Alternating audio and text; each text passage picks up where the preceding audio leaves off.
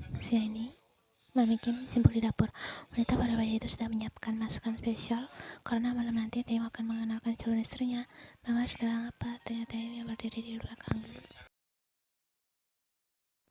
Mama sedang masak makanan kesukaanmu. Mama harap calon istrimu juga menyukainya. Mama Kim memasak rendang rasa ayam. Taeyong tersenyum tipis lihat makanan kesukaannya. Ferrari tidak mungkin mau makan semua makanan itu karena dia sangat menjaga bentuk tubuhnya.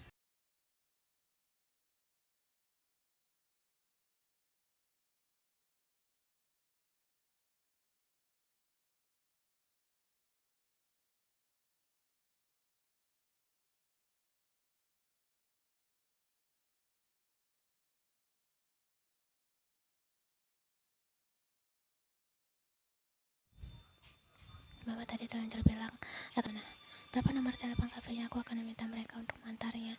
Mama Kim mengeluarkan ponsel dan telepon. Setelah ketemu, wanita itu segera menunjukkannya ke Taeyong. Taeyong menekan beberapa angka di layar ponselnya.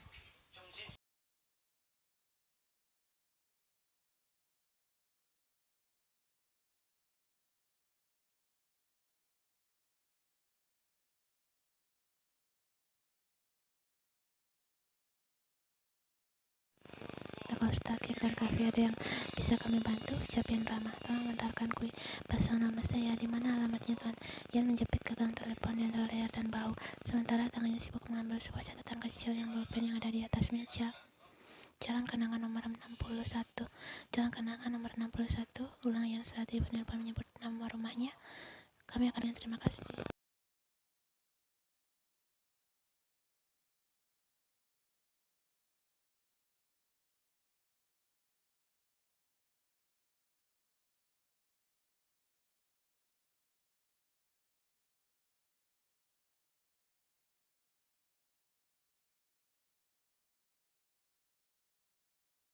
Aku saja ya, Ian mengantar pesanan Mama Kim. Jangan, jawab Sobin cepat. Tidak ingin Ian mengantar kue itu karena jarak rumah si pemesan lumayan jauh. Aku, Sobin tak melanjutkan kata-katanya karena ponselnya tiba-tiba berdalin telepon dari perusahaan. Dia pun menjauh karena tidak ingin Ian mendengar pembicaraannya. Lebih baik dia segera mengantar kue pesanan Mama Kim. Hati-hati bawa motornya. Devan mendengarkan Ian yang akan mengantar kue pesanan. Ian mengangkat jari jempolnya ke atas menjalankan motor dengan hati-hati menuju rumah Mama Kim. Kedua matanya menatap ke sekeliling dengan takjub. Jalan Kenangan ternyata sebuah perumahan elit.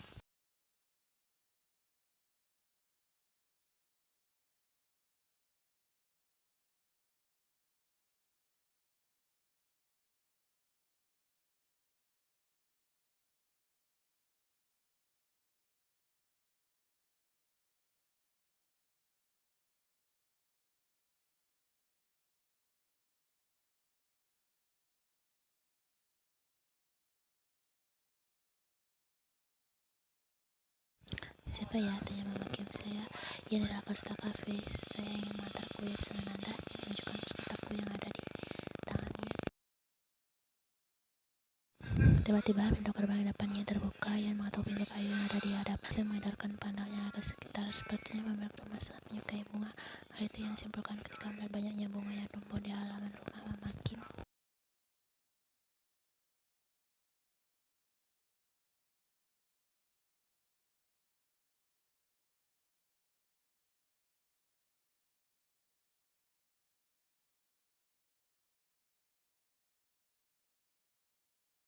Ian segera berbalik saat mendengar pintu di belakangnya terbuka. Pesanan atas nama Ibu Kim Hana. Dia mengulurkan sekotak kue yang dibawanya beserta tanda bukti pemesanan ke Taeyong. Taeyong begitu terkejut ketika tahu gadis yang berdiri di hadapannya ternyata Ian. Hampir 1 minggu Taeyong tidak pernah melihat Ian di klub malam yang biasanya dia datangi bersama Jimin. Apa yang berarti bekerja di sana? Maaf, ini pesanan Anda.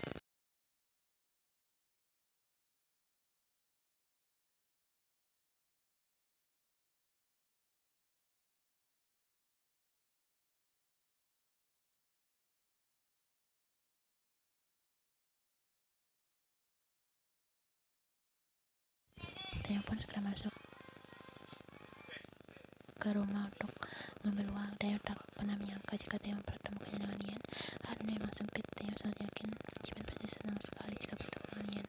Sudah 1 minggu sahabatnya itu meledak.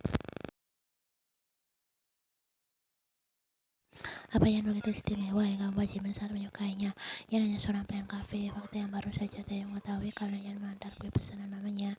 Valerie jauh lebih istimewa daripada Ian.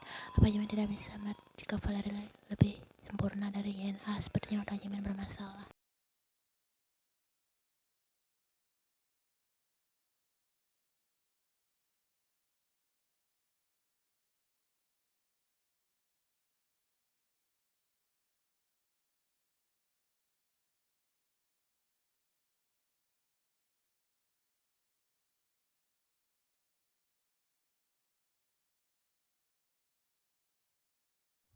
Ian ingin kembali ke kafe, namun saat akan menyalakan motor, hujan tiba-tiba turun deras. Ian bercak kesal, dia terpaksa kembali ke rumah Mama Kim untuk berteduh karena lupa membawa jas hujan. Sudah 1 jam berlalu, hujan malah turun semakin deras. Sepertinya tidak ada tanda-tanda akan reda. Ian memeluk tubuhnya sendiri karena udara terasa sangat dingin. Bajunya basah karena cipratan air hujan. Berulang kali Ian menggosok-gosok telapak tangan.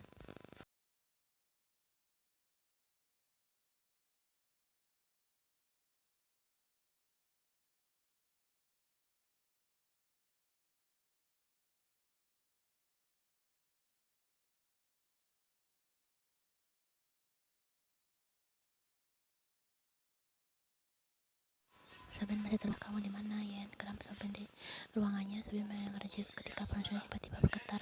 Dia segera memeriksa, berharap telepon dari Ian. Soben mendesak kecewa karena yang menelpon Devan. Halo Van, jawabnya lesu. Ian belum juga kembali ke kafe.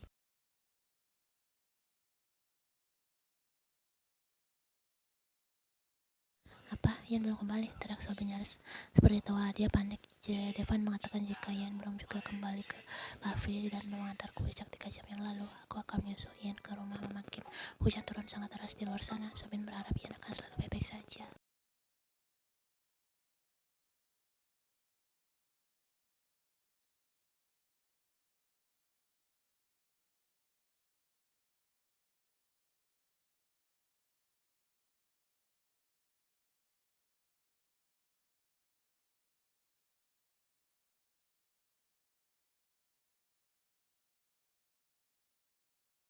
Ya Tuhan, Mama Kim terkejut karena melihat Ian bergeletak di depan pintu. Wanita itu segera mendekat membawa Ian erat.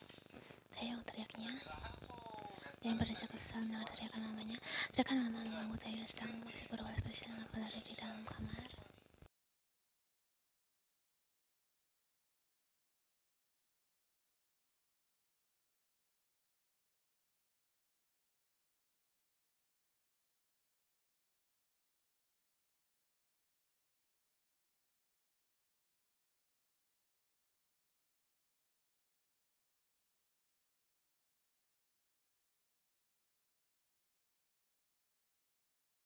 Taeyong berjongkok malas meletakkan kedua tangan di antara lutut dan punggung Ian. Dia menggendong Ian lalu berdiri. Taeyong merasa tubuh Ian panas, bahkan di situ sakit. Taeyong hendak membaringkan Ian di sofa ruang tamu, namun Mama Kim melarang. Dia menyuruh Taeyong membawa Ian ke kamar. Taeyong pun menurut saja apa perintah mamanya karena malas berdebat.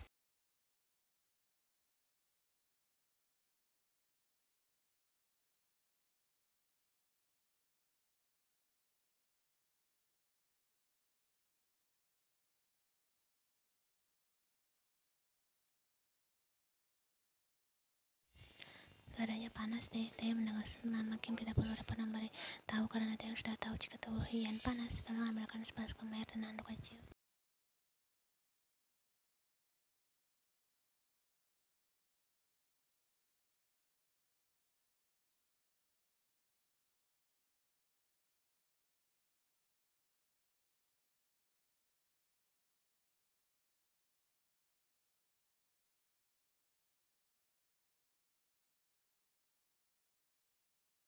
Pipi Taeyong sontak bersiul merah.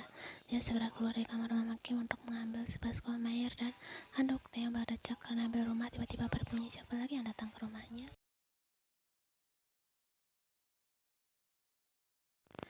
Taeyong mengisi bel intercom. Seorang pria berwajah tampan berdiri di depan pintu gerbang. Kedua mata Taeyong seketika membulat. Apa dia tidak salah lihat? Benarkah itu Sophie?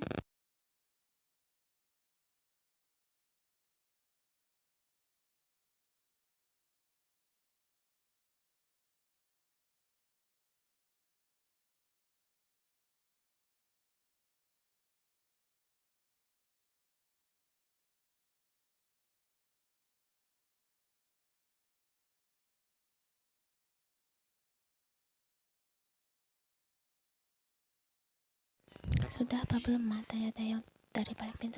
Sudah, asal Mama Kim dari dalam. Mama Kim meletakkan handuk kecil di atas kening agar drama turun. Taeyong hanya dia memperhatikan kondisi merepotkan batinnya. Sobin melihat motor yang terparkir di halaman rumah Mama Kim dengan keadaan basah, namun dia tidak melihat Ian di mana gadis itu. Sobin pun mengetuk pintu kayu di depannya. Tanpa menunggu perintah Mama Kim, Taeyong sudah berjalan ke depan untuk membuka pintu.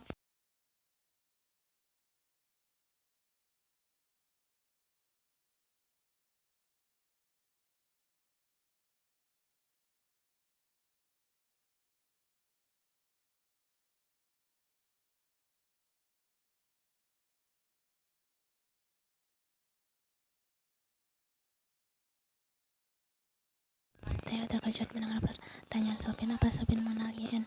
Maaf, Anda siapanya Ian? Tanya Taeyong curiga. Hebat juga gadis itu jika bisa mendapatkan lelaki seperti dia. Sobin pikirnya. Saya suaminya.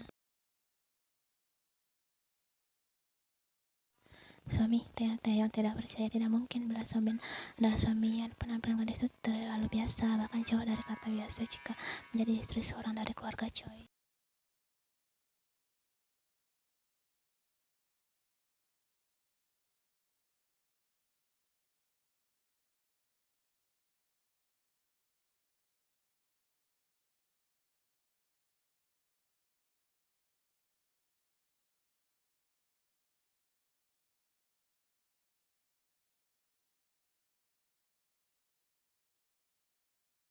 Ian, Sobin terkejut melihat Ian terbaring di dapat tidur Mama Kim. Dia segera menghampiri Ian. Tangannya terulur menyentuh kening Ian yang terasa agak panas. Ian mencoba untuk membuka kedua mata, namun matanya terasa sangat berat untuk dibuka.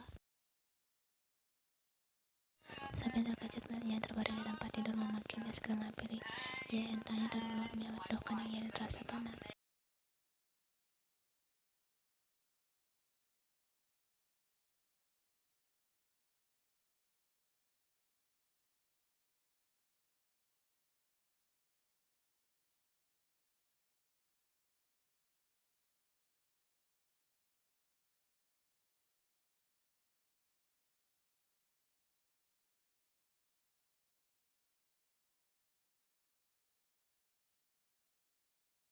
Maaf sudah merepotkan Anda. Mama Kim menggelengkan istri Anda tidak merepotkan kami sama sekali.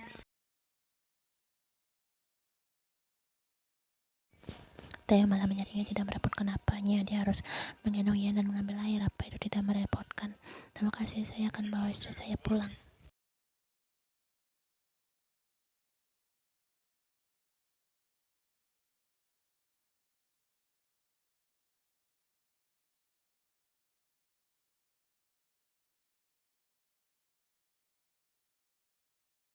Mama Kim menatap Taeyong kesal. Taeyong, kenapa sih? Kelihatannya dia tidak suka sekali dengan Ian. Tapi menggendong Ian dengan hati-hati. Sekali lagi terima kasih. Dia membawa Ian keluar dari kamar Mama Kim. Mama Kim dan Taeyong pun mengantar mereka sampai ke pintu depan. Motor Ian akan diambil oleh salah satu karyawan Sobin nanti. Gadis itu cantik, ucap Mama Kim ketika mobil Sobin sudah menghilang di balik pintu gerbang.